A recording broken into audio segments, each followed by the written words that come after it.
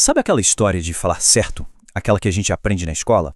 Pois é, e se essa ideia toda de gramática correta for, na verdade, um grande mal-entendido sobre o que a língua é de verdade?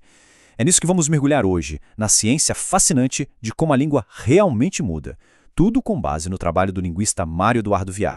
Então, vamos lá, direto ao ponto. Essa tal de gramática correta, essa coisa fixa, imutável, será que ela existe mesmo? Ou será que é, na verdade, uma espécie de ilusão, uma construção que acaba escondendo como a língua funciona de verdade? É essa pergunta que vai guiar toda a nossa conversa. E para começar a responder a isso, a gente precisa entender um problema que está bem na raiz da coisa. O estudo da história da língua, a tal da linguística histórica, olha, é uma ciência cheia, mas cheia de debates e discordâncias bem profundas. E aí que mora o desafio, né? Tem uma citação ótima do filósofo da ciência, Leônidas Hegenberg, que diz que, nessa área, é raro os especialistas concordarem em alguma coisa. E por que será? Bem, isso acontece porque, por séculos, o estudo da linguagem seguiu um caminho, digamos, bem específico. A tradição sempre foi tratar a língua como se fosse filosofia, sabe? De um jeito dedutivo. Ou seja, primeiro vêm as grandes regras, as teorias, e só depois é que se olha para a realidade para ver se ela se encaixa. O caminho contrário, o indutivo, que é o da biologia, por exemplo, faz o oposto. Primeiro observa os dados reais e só depois cria a teoria. E essa abordagem mais filosófica, dedutiva, acabou criando uma confusão danada.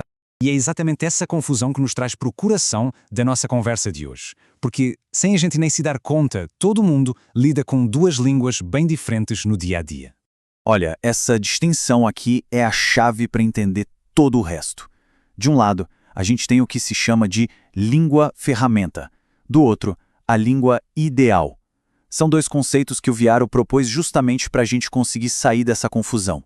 A língua-ferramenta, bem, essa é a língua de verdade, sabe? A que a gente fala na rua, em casa, no trabalho. É a língua viva, bagunçada, cheia de variação, de gíria e, sim, cheia daquilo que a gramática chama de erro. É a língua como ela é de facto, uma ferramenta viva para a gente se comunicar.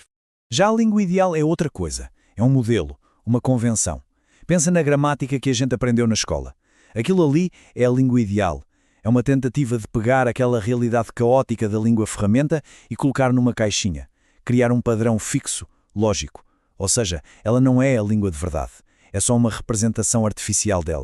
Então, aqui está o ponto central de tudo. Se a gente quer entender de verdade como a língua funciona, como ela evolui, o nosso foco tem que estar na língua-ferramenta, nos dados reais, na fala do dia-a-dia, e não nas regras abstratas da língua ideal.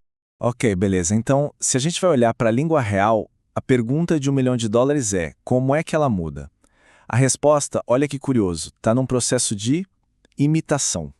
Um processo super poderoso que acontece o tempo todo, bem debaixo do nosso nariz, sem a gente nem notar. Esse processo tem nome, analogia. Dá para pensar nela como se a própria língua estivesse se organizando, se arrumando sozinha. Não é uma regra lógica, tipo matemática. É mais como uma força de atração, uma gravidade linguística. As palavras e construções que são mais raras ou esquisitas acabam sendo puxadas, sabe? Elas mudam para ficar parecidas com outras que são muito mais comuns e frequentes. E como é que isso funciona na prática? É bem simples. Primeiro, existe um padrão que é dominante, super forte na língua. Aí tem uma palavra ou uma forma que é meio do contra, uma exceção. E o que acontece? Essa exceção acaba sendo puxada para dentro do padrão dominante. Ela muda para soar como todo mundo. O exemplo clássico é quando alguém fala se eu fazer em vez de se eu fizer. O que está acontecendo ali é a analogia em ação. O verbo fazer é irregular, mas a imensa maioria dos verbos não é. Então ele é puxado para se comportar como um verbo regular. Tá, mas o que dá essa força de atração para um padrão? São basicamente três coisas. Primeiro, frequência. Quanto mais a gente usa uma forma, mais poder ela tem. Simples assim.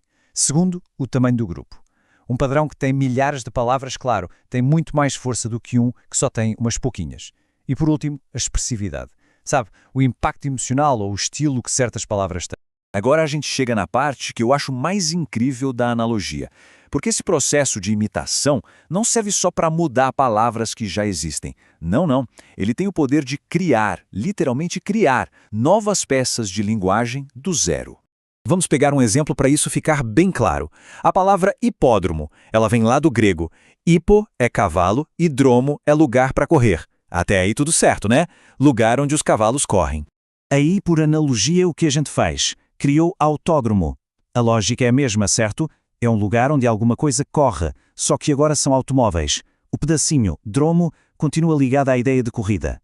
Mas aí a gente chega em sambódromo, e aqui a coisa muda de figura. A analogia deu um salto. Ninguém corre no sambódromo, as pessoas desfilam. O significado original de dromo se transformou completamente. Agora quer dizer algo como um grande espaço para praticar alguma atividade. Peraí, o que foi que acabou de acontecer aqui? A gente acabou de ver, ao vivo, o nascimento de um significado novo. Um processo linguístico super fundamental. O nome disso é semiogênese. É o processo onde a língua, usando a analogia como motor, pega um pedaço de som que antes não tinha significado sozinho, como dromo, e o transforma numa peça nova, com um significado próprio. É como se a própria língua tivesse fabricado uma nova ferramenta para a sua caixa. E o mais legal é que isso acontece o tempo todo. Quer ver outro exemplo? Pensa no finalzinho eba. Começou com palavras como pereba, jurubeba. Aí a palavra decoreba ficou super popular.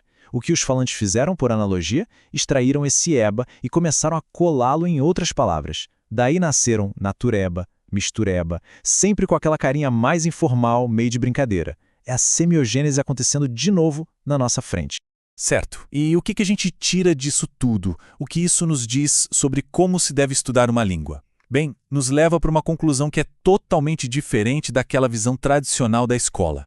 A ideia é que, em vez de ficar debatendo regras ideais num pedestal, o estudo da língua deveria ser mais parecido com a paleontologia. Pensa nisso.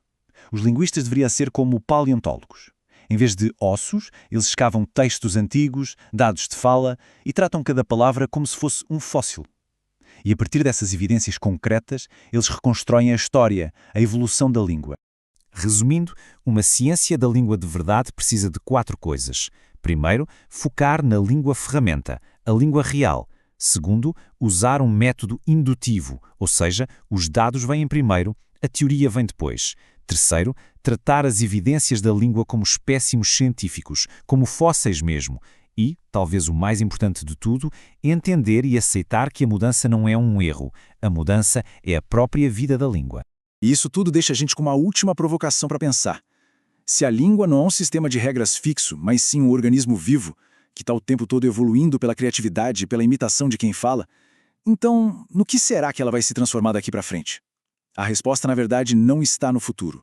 O futuro da língua está sendo criado agora, em cada conversa